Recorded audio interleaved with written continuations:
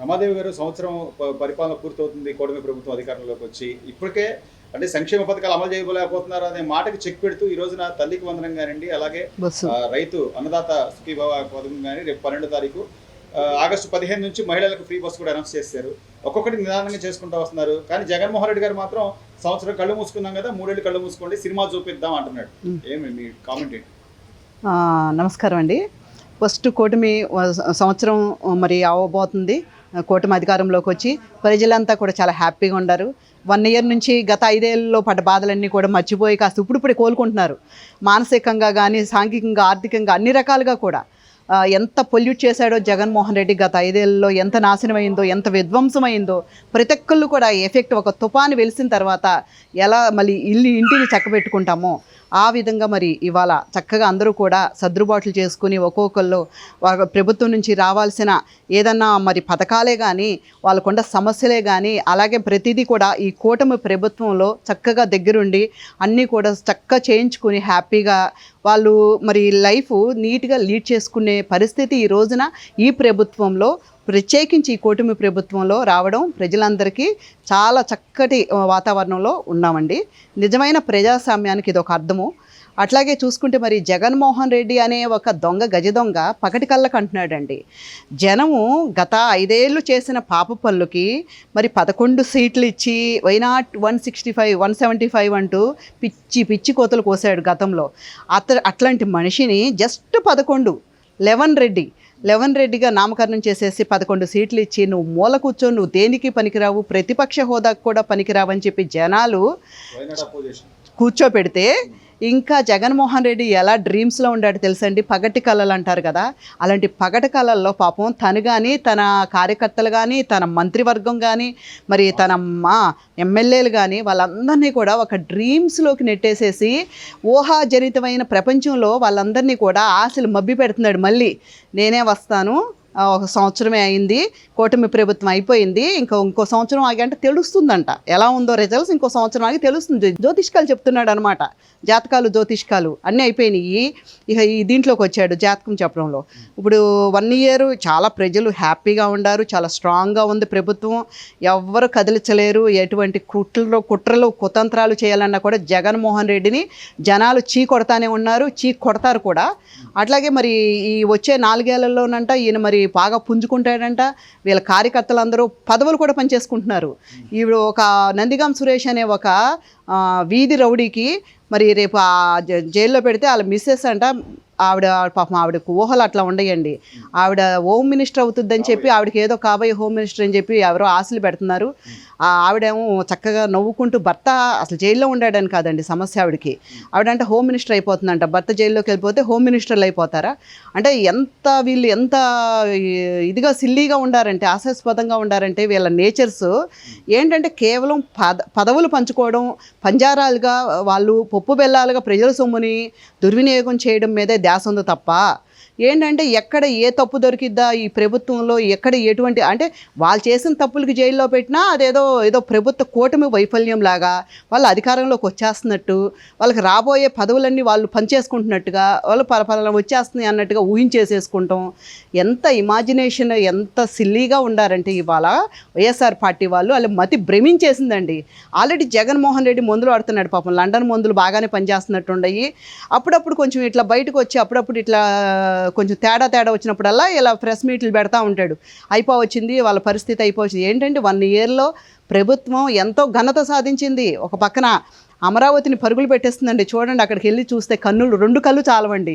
ఎంతోమంది కార్మికులు, వేలాది మంది వచ్చి అసలు అక్కడ ఉపాధి పొందుతున్నారండి. అమరావతి మహానగరంగా అసలు పైకి ఎదుగుతుంటే, కట్టడాలు చూస్తుంటే ఇవాళ నిజంగా ఆంధ్రప్రదేశ్లో ప్రతి ఒక ఉమెన్గా నా కుటుంబం చూడబోయే ఒక మహానగరాన్ని చూసి నేను గర్వపడతాను.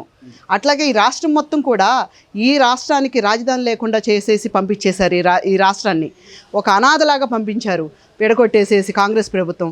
ఇట్లాంటి రాజధానికి ఈ రోజున పెద్ద మహానగరం, మామూలు రాజధాని కాదండి, అత్యంత ప్రపంచంలోనే అత్యంత విలువైన రాజధానిని తయారు చేస్తున్న చంద్రబాబు నాయుడు గారు అనే చాణక్యుడు మరి పరిపాలనలో మేమందరం కూడా ఎంతో చక్కగా హ్యాపీగా ఉన్నాం. అలాగే పోలవరం చూస్తే ఓ పక్కన నిమ్మల రామానాయుడు గారు కానీ వాళ్ళు కూడా ఎంతో మరి ఫండ్స్ కలెక్షన్ చేయనియ్యి, కేంద్రం నుంచి నిధులు తేనియ్యి, ఓ పక్కన మరి ఆ ప్రాజెక్టును కూడా మొత్తం విధ్వంసం చేసిన ప్రాజెక్టును మళ్ళీ వాళ్ళు తిరిగి తోడి మొత్తం నిధులంతా మళ్ళీ సమీకరించుకుని ఆ ప్రాజెక్టు మరి బాగోగుల్ని మళ్ళీ రిపేర్ చేసుకుని ఐసీయూలో ఉండదాన్ని మళ్ళీ బయటికి తీసుకొచ్చి దాన్ని చాలా చక్కగా జీవనాడి, ఒక ఆంధ్రప్రదేశ్కి జీవనాడి లాంటి పోలవరాన్ని లైన్లో పెడుతున్నారు.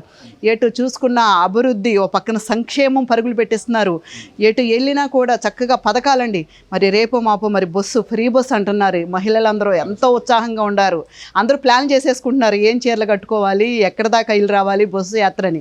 చాలా సంతోషంతో ఉప్పొంగిపోతుంది ఆంధ్ర రాష్ట్రం ఆడపడుచులకి. రేపు ఆగస్టు 15 అనేది ఒక పండగ, పెద్ద పండగగా ఉండబోతుంది. అసలు ఎన్ని ప్రాజెక్టులు తీసుకొస్తున్నారంటే లోకేష్ గారు, నిజంగా మా అదృష్టం ఏంటంటే రేపు మా చిన్న పిల్లల కాడ నుంచి మా పిల్లల భవిష్యత్తు చాలా చాలా హుందాగా ఉండబోతుంది. చాలా పకడ్బందీగా వాళ్ళు స్ట్రాంగ్గా వాళ్ళ లైఫ్ లీడ్ చేయబోతున్నారు అనేది ముందు ఫ్యూచర్ కనిపిస్తుందండి. ఎందుకంటే ఈ రోజున వేసిన పునాదులు రేపు వాళ్ళ చదువులు అయ్యి బయటకు వచ్చిన తర్వాత, డిగ్రీలు అయిపోయిన తర్వాత ఏ విదేశాలకు వెళ్ళక్కర్లేదండి. పట్టుకుని వాళ్ళు బ్రతుకు తెరువు కోసం బయటకు వెళ్ళి ఏమీ ఇదవసరంలా ఇక్కడే పెద్ద కంపెనీలు వాళ్ళు, బిల్ గేట్స్ లాంటి వాళ్ళు కూడా వచ్చి ఇక్కడ ప్రాజెక్ట్స్ పెట్టడానికి వాళ్ళు ఎంతో ఉత్సాహంగా ఉండారు. ఇవన్నీ కూడా రేపు ఆచరణలోకి వస్తే ఎలా ఉంటుందండి? ఈ పిల్లలందరూ, ఈ యూత్ అందరూ అసలు నిజంగా ఖాళీ ఉండదండి. ఎంతోమంది కొత్త వాళ్ళు వలసలు వస్తారు, ఇంకా ఉద్యోగస్తులు. ఈ రాష్ట్రం చాలా కలకల్లాడుతూ ఉండబోతుంది. ఇట్లాంటి రాష్ట్రాన్ని ఎప్పుడు మింగేద్దామా అని ఒక అనకొండలాగా జగన్మోహన్ రెడ్డి ఇంకా తన ఫేక్ మాటలతో, అద్భుతమైన నటనా చాతుర్యంతో జనాలను నమ్మించడానికి ఒక అనకొండలాగా మళ్ళీ తయారు చేసుకుంటున్నాడు. తన యంత్రాంగాన్ని సిద్ధం చేసుకుంటున్నాడు. చూసారా నిన్న కూడా మరి ఒక ఐఏఎస్ అండి, నిన్న ధనుంజయ రెడ్డి అని అతనంట, నిన్న కోర్ట్స్ దగ్గరికి వెళ్తే అతని వెనకమాల మంది మార్బలం, వైఎస్ఆర్ పార్టీ మాందీ మార్బలం మొత్తం కూడా ఏదో అత్తారింటికి వెళ్ళి ఆడపిల్లని సాగనంపినట్టు వెనకాల కూర్చుని ఆయన్ని కుక్కల బోన్లాగా వ్యాన్ ఎక్కిస్తున్నారండి పోలీసులు. అలా వెనకాల పాపం సాగనంపుతున్నారు ధనంజయ రెడ్డిని. ఎందుకంటే ఐఏఎస్లు వాళ్ళ పని వాళ్ళు చేస్తే ఇవాళ నిజంగా కోర్టు బోన్లు ఎక్కాల్సిన అవసరం లేదండి. వాళ్ళు ఎంతో విద్యావంతులు, ఎంతో మేధస్సుతో కూడుకున్న వాళ్ళు, అంత గొప్ప చదువులు చదివి ఆఖరికి ఇట్లాంటి నీచ నికృష్టపు రాజకీయాలు చేసే జగన్మోహన్ రెడ్డి లాంటి మరి కానాలకు వచ్చి ఇట్లాంటి మరి కేసులు చుట్టూ తిరుగుతున్నారంటే నిజంగా వాళ్ళైతే నిజంగా సిగ్గుసరం ఉంటే అలాంటి పనులు చేయరు. అలాంటి లేని వాళ్ళనే తీసుకొచ్చి జగన్మోహన్ రెడ్డి తన అడ్డాలో ఇలాకాలో పెట్టుకుని మరి ఎన్నో పనులు చేయించాడు. మరి ఆ రోజున ఏ మంత్రి వచ్చినా, ఏ మినిస్టర్ వచ్చినా కూడా ప్రతి ఒక్కరిని ధనంజయ రెడ్డి చూసుకుంటాడు. రెడ్డి దగ్గరికి వెళ్ళండి అంటే ధనంజయ రెడ్డి ఒక్కొక్కరిని క్యూలో బయట నుంచోపెట్టి ఒక్కొక్కరిని మరి ఆ రోజున ఎలా ఏడిపించాడో ఇవాళ అలాగే కోర్టు మెట్లు ఎక్కుతుంటే వాళ్ళందరూ వెనకాల వాళ్ళ నవ్వుకుంటున్నారండి. ఇవాళ ధనంజయ రెడ్డి వెనకాల కోర్టుల్లో పోలీసులు వెనకాల తిరుగుతుంటే వాళ్ళందరూ నవ్వుకుంటున్నారు. ఒకప్పుడు మరి ఇతను మన అందరిని క్యూలో నుంచోబెట్టాడు, జగన్మోహన్ రెడ్డి పంపిస్తే ఉంచండి వెయిట్ చేయండి అని పొద్దున్న పంపించిన వాళ్ళు సాయంత్రం వరకు అపాయింట్మెంట్ ఇవ్వకుండా ధనంజయ రెడ్డి హవా అలా నడిచిందండి ఒకప్పుడు. ఇట్లా పెద్ద ఐఏఎస్ఎల్ని, ఐపీఎస్ఎల్ని ప్రతి ఒక్కరిని మేనేజ్ చేసేసి జగన్మోహన్ రెడ్డి రాష్ట్రాన్ని నాశనం చేసి సిగ్గు లేకుండా ఇంకా మళ్ళీ నేను అధికారంలోకి వస్తానని ఏ ముఖం పెట్టుకుని చెప్పుకుంటున్నాడు. అంటే ఏదైతే కుప్పంలో గతంలో మీటింగ్లో జగన్మోహన్ రెడ్డి గారు పదే చెప్పింది ఏంటంటే ఇక్కడ పసుపు జెండా లేకుండా చేస్తాను, కుప్పంలో మరోసారి చంద్రబాబుని గెలవని అని చెప్పి సంవత్సరం తిరగకుండా ఈ రోజున అదే పులివెందుల కడప నియోజకవర్గంలో 3 రోజుల మహానాడు కార్యక్రమాన్ని అంగరంగ వైభవంగా ఏర్పాటు జరుగుతున్నాయి మేడం. అంటే ఎక్కడైతే జెండా ఎగరదన్నారో తీసుకెళ్లి వాళ్ళ ఇలాకాలోనే, వాళ్ళ అడ్డాలోనే ఈ రోజున అవునండి. ఎలా ఉంటుందంటే దేవుడి మరి స్క్రిప్ట్ ఇలాగే ఉంటుందండి. ఎక్కడైతే జెండా ఎగరదు తెలుగుదేశం జెండా ఈ ఇలాకాలో అంటూ ఆ రోజున ప్రగల్భాలు పలికాడండి జగన్మోహన్ రెడ్డి. ఏమన్నా ఆంధ్రప్రదేశ్లో కాకుండా కడప ఏమన్నా వేరే చోట ఏమన్నా ఉందా అంటే ఇతను ఏమనుకుంటున్నాడు, ఇతను అప్రజాస్వామ్యంగా ఇతను ఏలేస్తున్నాను కాబట్టి వాళ్ళని నా ఏరియాలోకి రాకుండా ఇదంతా నా ఇలాకా నేనే పరిపాలిస్తాను అన్నాడు. ఏమైంది వాళ్ళ సంవత్సరం తిరక్కముందే మా మహానాడు ఇవాళ కడపలో ఘనంగా జెండా ఎగరైపోతుంది. మొత్తం పసుపు మయంగా కడప మొత్తం ఆల్రెడీ మరి ఏర్పాట్లు జరుగుతున్నాయి. ఇక జనమంతా మరి ఈ రాష్ట్రం ఆ ఏపీలో మొత్తం 1 కోటి పైన మరి సభ్యత్వాలు ఉండే ఈ 1 కోటి మందే కాకుండా ఇంకా ఎంతోమంది అభిమానులు కార్యకర్తలు వైఎస్ఆర్ పార్టీ నుంచి వచ్చే వాళ్ళు కూడా ఎంతోమంది మరి ఎలా ఉంది వీళ్ళ మహానాడు చూడాలని ఎంతో ఉత్సుకతో వస్తారండి. అక్కడ భోజనాలే కానీ అక్కడ ఏర్పాట్లే కానీ అసలు అక్కడ పచ్చదనమే కానీ అక్కడ ప్రజల ఆనందం సందోహాలే కానీ అక్కడ ఒక పండగ మించి ఒక సంక్రాంతి ఒక దసరాని మించి తలపిస్తుంది. ఇప్పుడు మేమందరం కూడా ఎంతో ఉత్సాహంగా మా ఎమ్మెల్యేల దగ్గర నుంచి కూడా మేము బస్సులు పెడతారు వెళ్ళడానికి అన్ని రకాల సంసిద్ధంగా ఉండాము. ఎప్పుడా అని మేమందరం కూడా ఎదురు చూస్తున్నామండి. పచ్చ పండగ మరి జగన్మోహన్ రెడ్డి ఇలాఖలో కాబట్టి మాకు ఇంకా చాలా ఎంజాయ్మెంట్ చేస్తున్నాము. చూసి కుళ్ళుకోవాలండి. జగన్మోహన్ రెడ్డికి ఇంకా కళ్ళంటే రక్త కన్నీరే మిగలబోతుంది. రెడీగా ఉండమని చెబుతున్నాం జగన్మోహన్ రెడ్డిని చూడడానికి. టీవీలు మాత్రం పగల కొట్టుకోవద్దని మనవి చూసి ఆ తర్వాత ఏదన్నా మళ్ళీ ఏమన్నా నీ డ్రామాలు నీ స్క్రిప్ట్ ఉంటుంది కదా అప్పుడు తర్వాత మళ్ళీ ప్లే చేద్దు. కానీ ముందు నువ్వు చూసి కొంచెం తట్టుకునే హార్ట్ని భగవంతుడు జగన్మోహన్ రెడ్డికి ఇవ్వాలని నేను మనస్ఫూర్తిగా కోరుకుంటున్నానండి.